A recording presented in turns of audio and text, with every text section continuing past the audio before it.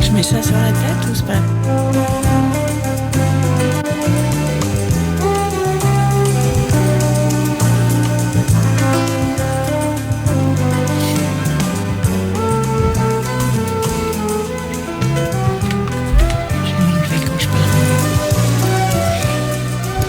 Entr'acte, Hélène Kuttner, bonjour. Je reçois Elisabeth Bouchot. Bonjour Elisabeth. Bonjour Hélène. On est très très très heureux à Radio J de vous inviter à cette période. D'une part parce que vous êtes une battante, vous êtes... on ne va pas le cacher, vous êtes physicienne, vous avez eu de nombreux prix, de nombreuses récompenses, et être physicienne dans un monde d'hommes aussi, j'imagine que ce n'est pas facile quand on vient de sa Tunisie natale, à 3 ans quand on débarque à Paris. Et la deuxième casquette que vous avez, vous êtes actrice, metteuse en scène et propriétaire de 3 théâtres, ou 2 théâtres en tout cas, puisque le théâtre a été une passion que vous n'avez pas pu assouvir professionnellement, parce que vous vous êtes dit... c'est un art qui ne me permet pas de vivre. Hein. Je résume un petit peu tout ce qu'on se dit, mais il y en a qui tombent un petit peu dans le panneau.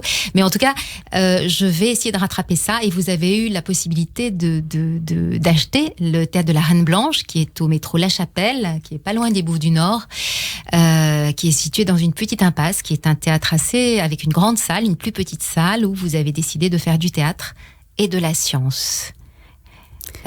En 2015, vous avez commencé une programmation et qui continue là aujourd'hui. Tout à fait, tout à fait. Donc on a une double programmation dans la grande salle, qui est une salle de 260, bien sûr avec une jauge réduite en ce moment. On a beaucoup de pièces qui sont des pièces d'inspiration scientifique.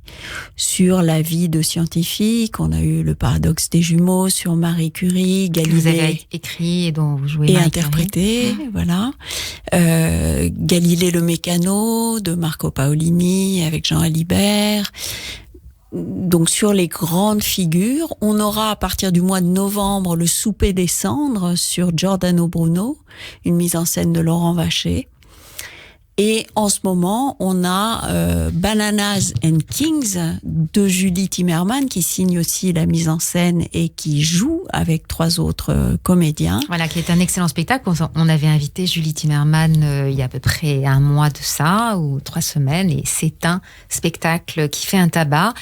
Alors, évidemment, il faut faire venir du monde en ce moment, ce qui n'est pas toujours facile. Non, Elisabeth. c'est pas toujours facile. Ce que j'ai envie de dire à vos auditeurs, c'est qu'on fait attention à leur santé. Donc, personne n'entre dans le théâtre et même dans le hall du théâtre s'il n'est pas masqué. Si quelqu'un vient sans son masque, on est ravi d'offrir un masque à ceux qui l'ont oublié ou qui... Voilà. Les gens sont bien séparés. Il y a le siège d'écart entre les groupes. Il y a du gel. La salle est aérée régulièrement. Enfin, après chaque spectacle. Les poignées de porte, etc. sont désinfectées. Enfin bref, on fait vraiment attention à la santé de notre public. Oui, donc on peut dire qu'en fait, on peut aller au théâtre en toute sécurité. C'est d'autant plus... On boit vos paroles parce que vous êtes une grande scientifique. Donc même si vous n'êtes pas spécialiste en bactériologie, vous êtes physicienne, vous êtes une scientifique. Vous n'êtes pas... donc vous savez de quoi vous parlez. Mais surtout, on respecte les règles à la lettre, parce que effectivement, je ne suis pas une spécialiste, donc je respecte et je fais respecter dans mon théâtre les règles absolument à la lettre. Voilà. Et ce que je voulais rajouter, c'est que dans la petite salle qui est au premier étage, qui est une salle plus petite, et donc vraiment petite en ce moment, du point de vue de la jauge, nous accueillons aussi beaucoup de jeunes compagnies. Parce que il y a une véritable envie de mettre le pied à l'étrier de jeunes metteurs en scène, de jeunes auteurs, et on est très heureux de voir que il y a un public qui vient les voir. quels sont ces spectacles? Qu'est-ce que vous pouvez nous proposer? Et expliquez-nous un peu le concept, effectivement, de théâtre et sciences. Ce sont toujours des spectacles. Bon, Bananas and Kings, c'est pas vraiment... Disons, c'est de l'histoire et de la politique. Je dirais que c'est une pièce très engagée, c'est du théâtre très engagé. C'est du théâtre très engagé, mais c'est aussi un travail documentaire sur la United Fruit Company qui est absolument extraordinaire. Ce qu'a fait Julie, c'est un travail d'historienne, en fait. C'est très documenté, tout est sourcé, il n'y a aucune invention de sa part. Et donc, moi, je considère que c'est un travail scientifique, de sciences humaines, bien sûr, c'est de l'histoire, c'est de la géopolitique, c'est de la politique, mais c'est un travail scientifique. Et bien sûr, il n'y a pas que les sciences dures. Les sciences humaines sont bien sûr les bienvenues, et je dirais que, en fait, le théâtre s'est emparé des sciences humaines avant de s'emparer des sciences dures. Donc tous les spectacles, en fait, la programmation à la Reine Blanche, elle est riche parce que c'est toujours des pièces qui parlent soit de faits de société, soit de faits scientifiques. Vous avez des conférences aussi sur là ce soir il y a une performance sur le rapport de l'homme à l'animal. Oui, tout à fait. Avec Cyril Cazmez. Oui, tout à fait. Donc ça, c'est une série qui avait été programmée à la saison dernière. Donc c'est un petit retour de la saison dernière, ou une reprogrammation. Et nous avons ça fait la 3e saison, nous avons une série qui s'appelle Des savants sur les planches, où là, nous essayons des formes hybrides entre la conférence et la performance artistique. Donc il y a un ou une scientifique sur scène qui vient nous raconter l'objet de ses recherches, bien sûr en termes relativement simples pour que tous les publics puissent entendre ce discours-là. Par exemple, la semaine dernière exactement, nous avons eu Valérie Ciarletti qui est venue nous parler de l'exploration du sous-sol martien pour essayer, avec la question, bien sûr, y a-t-il eu de la vie sur Mars ?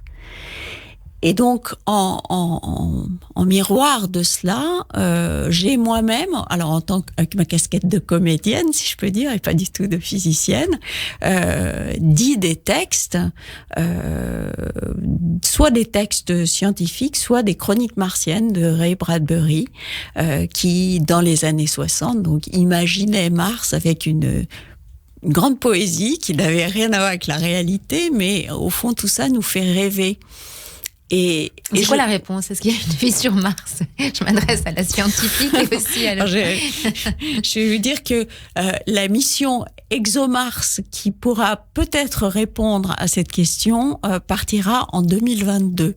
D'accord. De la Terre. Donc on aura la réponse. Sera débarrassé du Covid en 2022. 2030. Écoutez, j'espère qu'au moins on aura un vaccin ou un traitement ou un traitement. Donc je l'espère, mais j'en sais rien. Donc cette saison, finalement, vous battez pour qu'elle existe en fait. Hein, c'est-à-dire, est-ce que vous avez dû modifier des productions, ou finalement il y a aussi un cours de théâtre qui reprend, il y a une vie il y a une absolument. Vie, le théâtre est très occupé en fait. Mais le théâtre est très occupé. La salle blanche, qui est l'école de théâtre que nous avons ouverte avec Xavier Gallet et Florian Azoulay, a repris en fait. Pour ne rien vous cacher, ça reprend demain. Donc effectivement, là aussi avec des modalités qui permettent de préserver la santé des enseignants et des étudiants, bien entendu. Mais nous reprenons avec prudence. Alors la difficulté a été, bien entendu, de reprogrammer une bonne partie des spectacles qui ont été déprogrammés entre le 15 mars et le 30 juin de l'année dernière. C'est possible, ça? Alors, on en a, en fait, comme on avait pris des engagements déjà pour la première partie de saison, que tout était programmé, qu'on n'a pas voulu revenir là-dessus, on a des reprogrammations à partir de janvier et qui vont courir jusqu'à la fin décembre 2021. D'accord. Ah oui, d'accord. Donc, effectivement, voilà. On a réparti finalement les reprogrammations avec des programmations.